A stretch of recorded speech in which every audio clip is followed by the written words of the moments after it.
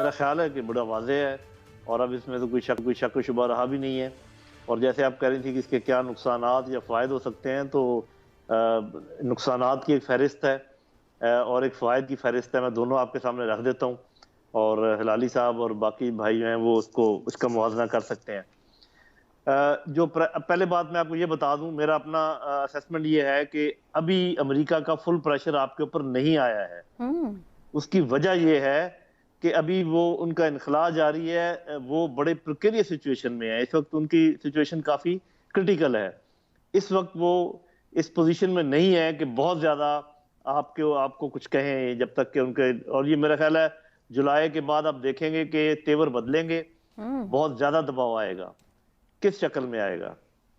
F A T F, I M F, world bank, middle east countries اور کچھ اور بھی ہو سکتا ہے. تو پاکستان نے اس سب کا موازنہ کر لیا ہوگا اور اس کے مقابلے میں جو ہمارے وائٹل انٹرسٹ ہیں، CPEC, China, Russia, central Asian countries, Iran, تو بس میں نے مختصر یہ بات کر دی ہے. ناظرین بھی اچھی طرح سمجھتے ہیں، پینلسٹ بھی اچھی طرح سمجھتے ہیں کہ میں کیا کہہ رہا ہوں. تو میرا خیال ہے کہ جو دوسری میں نے لسٹ گنوائی ہے اس میں وزن ہے اور وہ ہمارے لانگ ٹرم انٹرسٹ ہیں.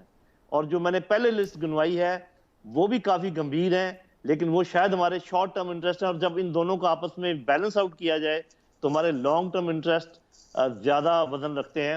تو پاکستان کو یہ فیصلہ کرنا ہی تھا. ہر وقت دو کشتیوں میں پیر نہیں رکھا جا سکتا. کبھی کبھی ویسے تو بیسٹ ڈپلومیسی تو یہی ہوتی ہے. لالی صاحب آپ کو بتائیں گے کہ آپ سب کے ساتھ مل کر چلیں. ابھی بھی ہم یہ نہیں کہہ رہے کہ ہم کوئی خدا نہ خواستہ دشمنی پیدا کرنا چاہتے ہیں سپر پاور سے، لیکن ہم نے اپنے انٹرسٹ کو پہچان لیا ہے اور اللہ کرے کہ سب یہ بات سمجھ چکے ہوں، جتنے بھی لوگ ہیں وزیر اعظم کے، اور اس پر قائم بھی رہیں. جی سمجھتا ہوں کہ جنرل صاحب نے جو ابھی آپ ایکسپلین کیا ہے، انہوں نے بھی بڑے سسنکٹلی انہوں نے کہا ہے the pros and cons اور جدھر ہمیں پریشر آئے گا. میں صرف یہ کہنا چاہتا ہوں کہ ہمارے وہاں ہمارے جو لیڈرز رہے ہیں وہ زیادہ کچھ خاص لرننگ والے لوگ نہیں تھے. میں نہیں کہوں گا کہ تھے، مگر ان میں کوئی خاص قابلیت نہیں تھی. تو اس لیے انہوں نے تاریخ سے کچھ سیکھا نہیں، زیادہ نہیں سیکھا. اور جیسے لوگ کہتے ہیں you have to learn from history، اگر آپ نہیں سیکھیں گے then you are condemned to repeat it. اب لکیلی میرے خیال میں ہمارے پاس اس وقت ایک لیڈر ہے جو یہ کچھ سیکھا ہے اور واضح ہے کہ وہ سیکھا ہے. کیا سیکھا ہے؟ وہ سیکھا یہ ہے کہ دوسرے لوگوں کے جنگوں میں ہم انٹرفیئر نہیں کرنا چاہیے، دوسرے ملکوں کے معاملے میں ہم انٹرفیئر نہیں کرنا چاہیے، and we must not take sides. وہ ایکچولی جو کہا ہے اس جرنلسٹ کو، وہ یہ نہیں کہا ہے کہ نو مور، اس نے کہا ہے بیسکلی نیور اگین. ہم پھر ایسی غلطی نہیں کریں گے کہ ہم اپنا زمین یا ایئر اسپیس ایک ملک کو دیں گے کہ ادھر سے وہ جا کے اٹیک کریں اور یا ڈرونز لانچ کریں، جیسے انہوں نے پی کے زمانے میں 380 ڈرون اٹیکس کیے تھے، نون کے زمانے میں لگ بھگ 70، اور اب تک شکر ہے کوئی ڈرون اٹیک پاکستان کے سوئل سے نہیں ہوا ہے. مگر ایک چیز میرے خیال میں ہمیں افغانستان کو ایک سوٹیبل طریقے سے کرنا چاہیے، کہنا چاہیے.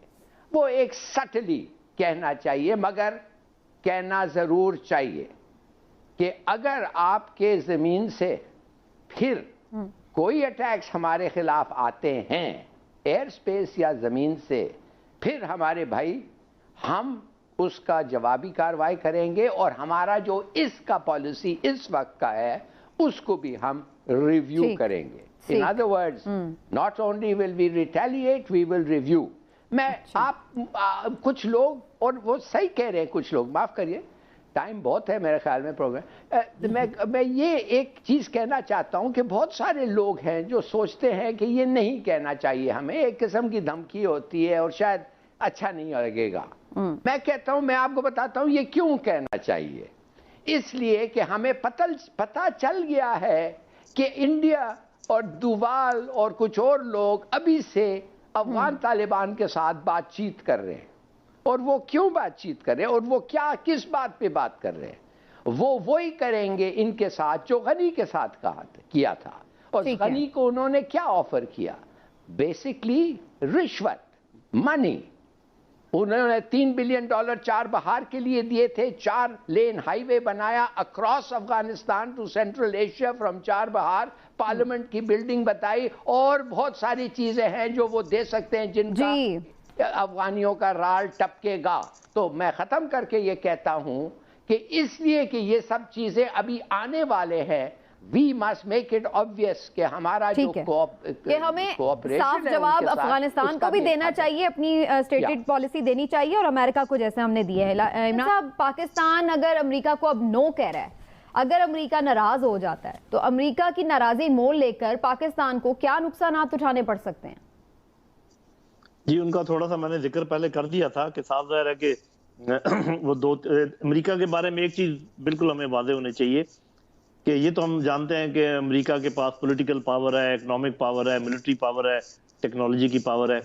ایک اور پاور بہت ہی زہریلی ہے امریکہ کے پاس، اور وہ ہے پرسیپشن مینجمنٹ، کہ وہ لوگوں کو گورنمنٹس کے خلاف ابھارتا ہے اور فوجوں اور گورنمنٹ کے اندر تفرقہ ڈالنے کی کوشش کرتا ہے، میسز اور فوج کے درمیان تفرقہ ڈالنے کی کوشش کرتا ہے، اور اس کے آپ کو نشانیاں یہاں پہ نظر آ رہی ہیں.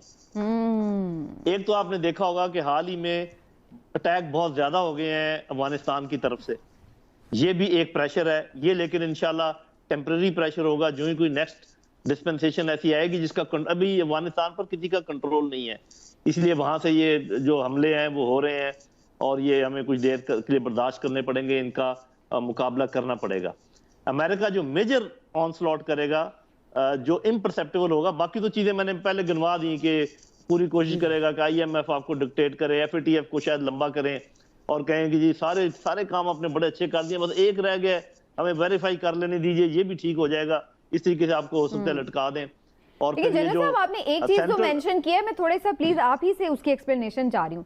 آپ کہہ رہے ہیں کہ یہاں پر جو چیزیں ہیں ان کو ڈیسٹیبلائز کرنے کی کوشش کرے گا. کیا آپ سمجھتے ہیں کہ جو عمران خان کی گورنمنٹ ہے ان کو الٹانے کا پلان بھی اس میں شامل ہو سکتا ہے تاکہ کوئی اپنی پسند کا بندہ آئے جو ان کے آگے یس کر سکے؟ جی دیکھیں، یہ تو امریکہ کی ہسٹری ہے. ابھی جیسے عمران یعقوب صاحب بتا رہے تھے کہ یہ ان کی ہسٹری ہے، رجیم چینجز، اسیسینیشنز. اب تو آپ کو پتہ ہے کہ انہوں نے کہاں پر لوگوں کو قتل کروایا. مطلب یہ کہ وہ ایک ٹھیک ہے، وہ سپر پاور ہے، اس لیے ہم منہ بند رکھتے ہیں، یا رکھا ہوا تھا ہم نے. جب بھی موقع ملتا ہے تو پھر وہ بات ہم کر لیتے ہیں جو لوگ کرنا چاہتے ہیں بات کو. یہ سب سے زیادہ خطرناک بات ہے جس کا آپ نے ذکر کیا ہے. وہ عمران خان کی ذات کو بھی ٹارگٹ کر سکتے ہیں اور عمران خان کی حکومت کو بھی ٹارگٹ کر سکتے ہیں. اور یہ وہ چیز ہے جس کا ہمیں سد باب کرنا ہوگا، اور اس کے لیے کوئی دفاعی انتظامات کرنے ہوں گے. اور ہماری خاص کر جو میسز ہیں، جو لوگ ہیں، ان کو یہ بات سمجھانے کی بہت ضرورت ہے کہ بہنوں اور بھائیوں، کسی ایسے نیریٹو میں نہ آ جانا جس سے کہ وہ آپ کو آپس میں ابھی آپ دیکھیں جتنی کڑواہٹ اس وقت ہماری پولیٹیکل ایرینا میں ہے، پہلے کبھی نہیں تھی.